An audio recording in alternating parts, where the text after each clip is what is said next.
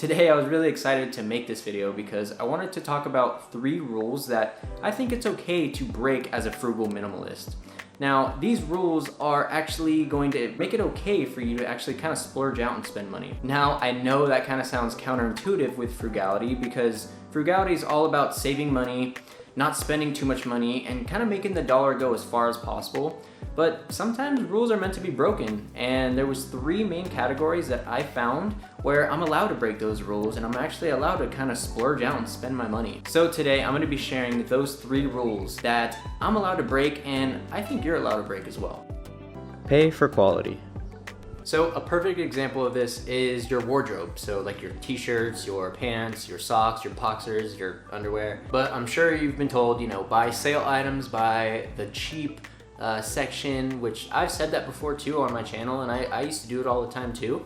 But sometimes you got to look at it and think, if I buy this cheap item, I'm probably going to get a cheap item. So that shirt is probably going to wear out pretty quick, or it's not necessarily what I want. I don't really like that style that much, but I'm only really buying it because it's cheap. So consider buying a little bit more expensive item, but something that's a little bit higher in quality. So for example, these t-shirts that I have, they're about $25 to $30 each, but they're definitely made a lot better than the $10 shirts or the $5 shirts that I can get at H&M or Macy's or wherever I go, and they actually kind of fit a little bit better as well. So I don't really mind spending a little bit more money on something that's quality instead of trying to just, cheap out and get the sale items or get something that I don't really want because it's, 10, 20, maybe 30% cheaper. Now, I'm not saying go out and buy, Louis Vuitton shirts and Versace shoes and stuff like that, but definitely try to find, websites or companies that actually sell quality clothes and just quality items in general. Like, it doesn't have to just be clothes. It can be, household appliances, really anything. But spending that extra 20% or that extra 10% could actually be, a lot more beneficial to you because a lot of times those cheap items aren't going to last you that long. So if you just spend a little bit more money, you can get a lot more life out of those certain items. And don't get me wrong, I definitely still shop sale items. I go to the clearance section all the time, but I try to find the quality items that I want to get because I want them to last me. Differentiate investing from spending.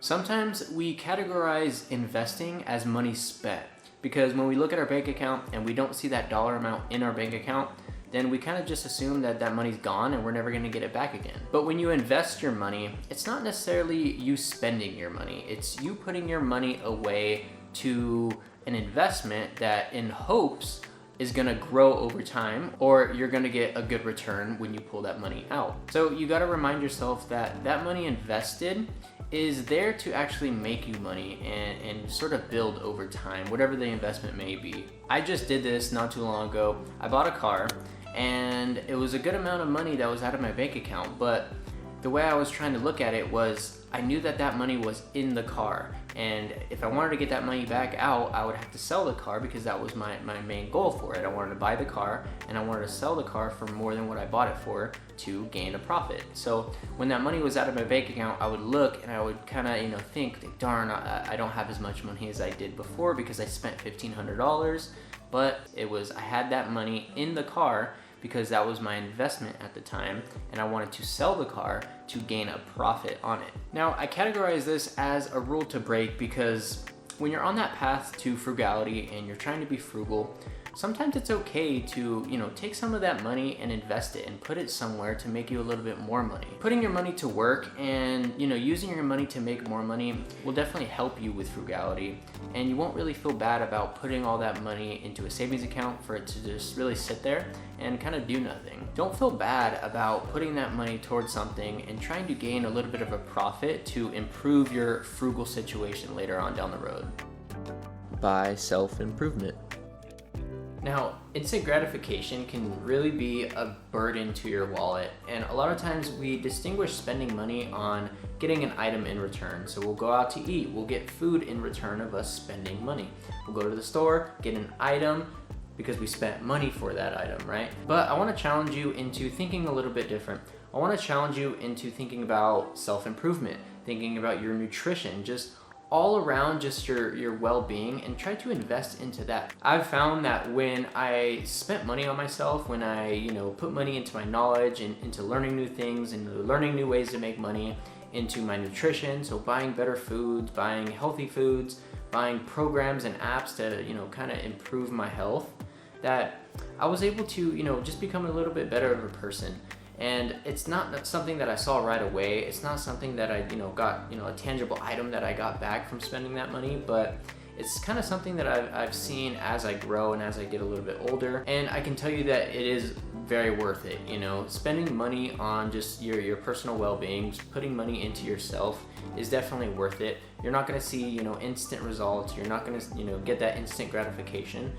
Most likely not, but you will see, a difference in your personal growth and just you as a whole. So just remember that spending money on yourself, on your personal development, is not something that you want to cut out completely.